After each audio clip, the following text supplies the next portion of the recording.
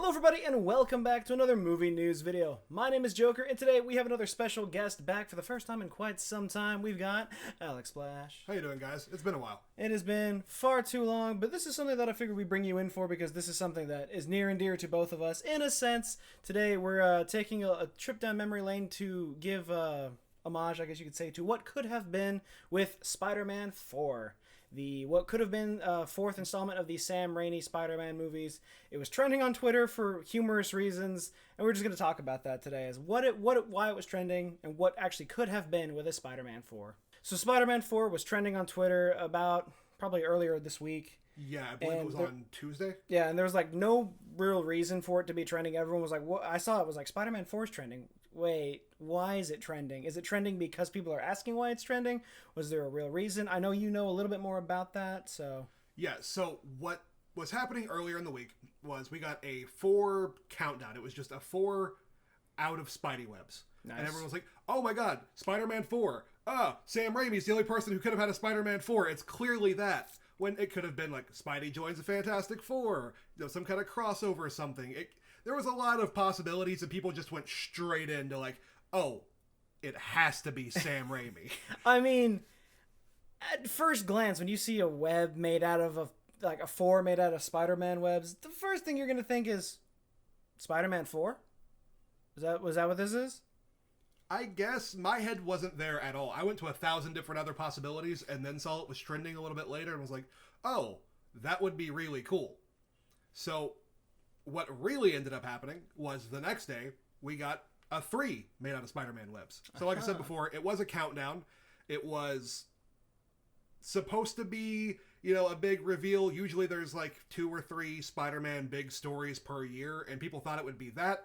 What has really turned out to be is that J.J. Abrams and his son, Henry, I don't actually remember, are teaming up with Sarah Pichelli, and they're doing a miniseries Spider-Man thing just for Marvel. It's just like it's going to be some one-shots, I think. I didn't see any more explanation past like, hey, here's issue 1's cover.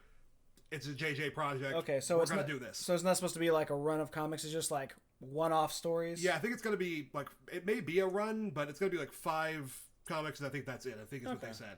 I think that's pretty cool. Most of the celebrity like comic guest appearances turn out to be pretty good anyway, so I'm cool with that. But I do think that there is some concern about like nepotism. That's kind of what I've seen on the internet. People are like, why does JJ get to do this? Why is his son involved? Blah blah blah.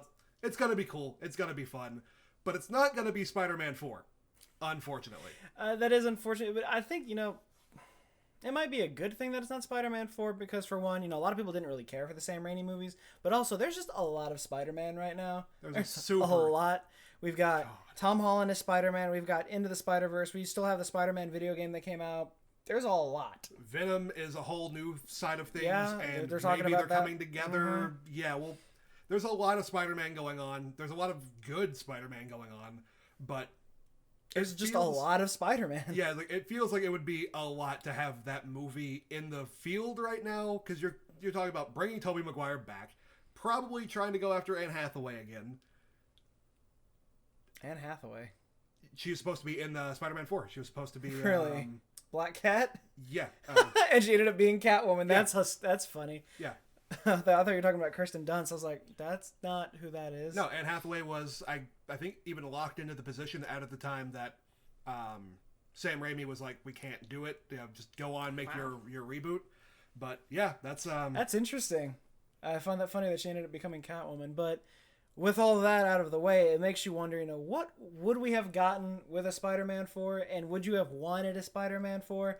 Me personally, after I saw Spider-Man 3 in theaters with my parents, I can't remember how old I was at the time, but after, you know, I loved it because I love Venom. That's my thing. At the time, I also wasn't like a freak of a like quote unquote critic on how I view movies. I was just like, great, more Spider-Man, awesome. And that's just what I was thinking about it. And I also didn't even know at the time that like the webs coming out of his body himself was like not supposed to be how the comics like were about. So I didn't even think anything of it. I wasn't seeing everyone in kindergarten when the first Spider-Man came out. That's all they cared about. They're like, yeah, let's go play Spider-Man during recess. I'm like, I'm down. And that's all we did. So after Spider-Man 3, naturally, I'm like, Well, next they have to do Carnage. That was my thought. I was like, well, they have to do another one because there's more than just one of like the Venom characters. So I was ready for a Spider-Man 4, and I mean there was talk about it. There was that was when everyone got into making fake trailers on YouTube about the time. So there's a whole bunch of, because my favorite one was the story of Jim Carrey playing Carnage, and I was like, yeah, I'm down for that. But obviously it's not happening. But what would you have wanted to see in this? Because I know there's talks about there would have been, Black Cat and Mysterio and all kinds of stuff. Yeah, it looks like they were trying to build up some kind of Sinister Six world. I don't know what that was, but Mysterio was supposed to be involved. Rhino was supposed to be involved. Black Cat, obviously. I think Kurt Connors, the Lizard, I think he was mentioned as well. I think that would have been hard to do in one movie. Oh, for sure. I like the idea, but without building those other characters in, it would have had to taken quite the effort to do like a first act, introduce however many of those characters, or reveal that one character is working for the other five, or however they were going to do it. Right. Or working instead of the other five, I guess you could say. But I wanted to see one until I saw Spider-Man 3, which I didn't get to see. I saw the other two in theaters, I think. At least Spider-Man 2. I don't remember if I saw the first one. But I was like, oh yeah, I really want to get out. I want to see Spider-Man 3 in theaters. I want to catch it while it's a fresh experience. And then, because I kept hearing bad things about it, I just stopped pressuring my parents to take me. And then... That's unfortunate. I was like, I'll just watch it, I guess. Apparently it's not, like, right up the forefront. And then when I finally did see it at home, in my living room, I was like, oh, well, this was a thing. Right. I mean, it may be bad, but I'll still watch it from time to time just because I like seeing the actual action sequences. Like, I think they're pretty good. I liked Sandman. I don't remember the actor. I don't know. I can't pull it on my head right now.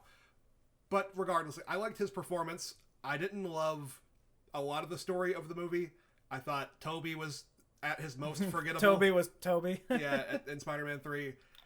And the Eddie Brock thing never sold me. I'm not and continue to not be I wasn't and continue to not be a huge fan of Venom. I like the character. I like the idea of the symbiote. It just never really hooked me. And so even coming into the movie, I had less to be excited about than I did for the other two, whose villains I was a little more behind.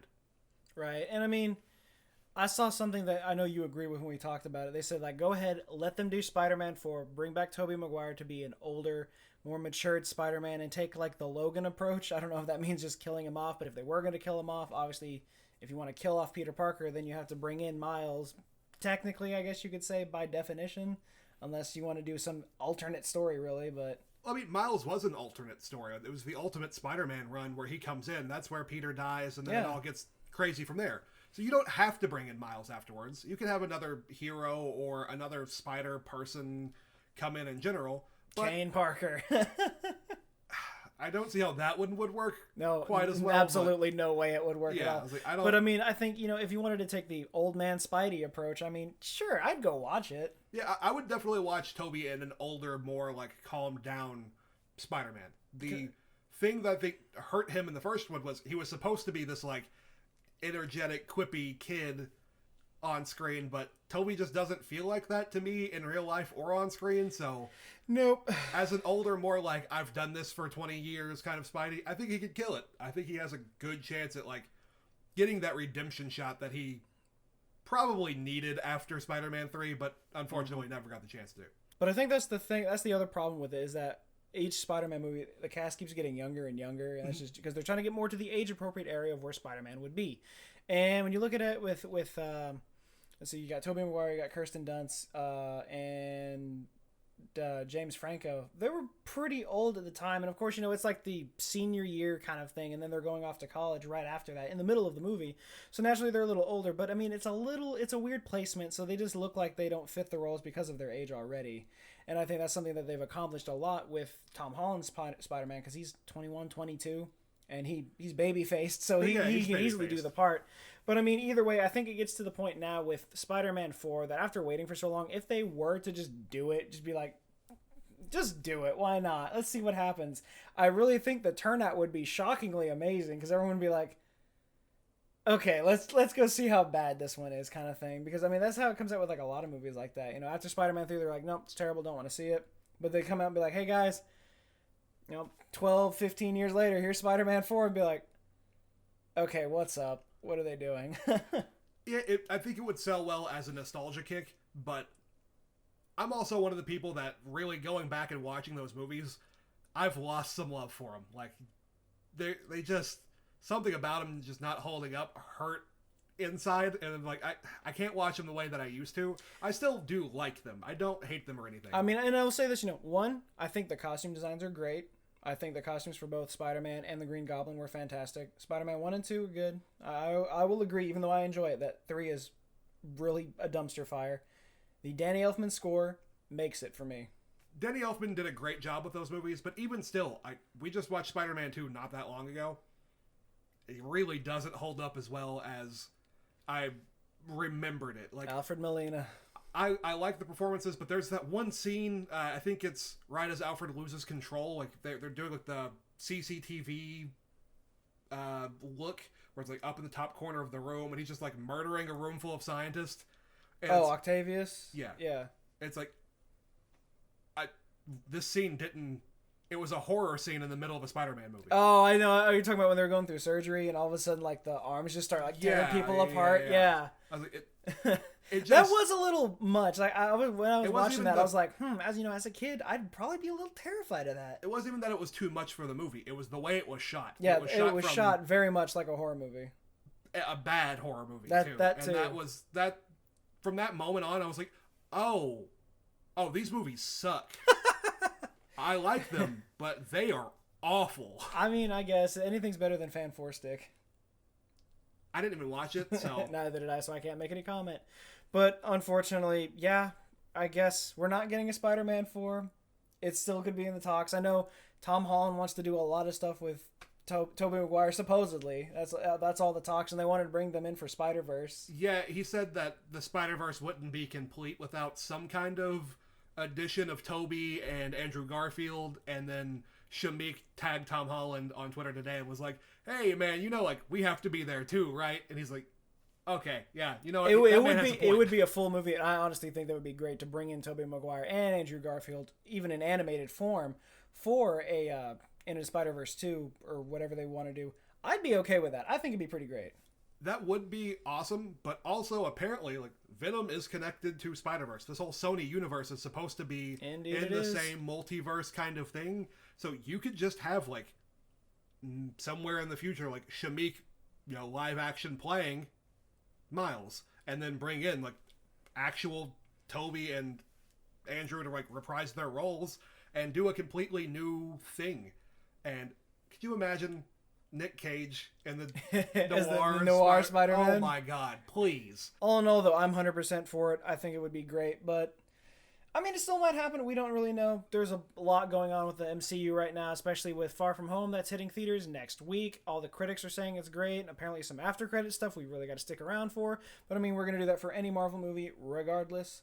But until we get more news on anything that could possibly happen, that's going to be it for this video, guys. Remember, if you like what you saw, be sure to leave a like, comment, and subscribe. Hit us up on Twitter if you want to talk about movie news in any way, shape, or form. And if you got a video you want us to talk about, let us know. Also, leave a comment down below. Let us know what you think of the possibilities of a Spider-Man 4. Or if there's something you'd want to see in that universe, or if you just want to see anything else. But until then, and as always, we will see you guys next time.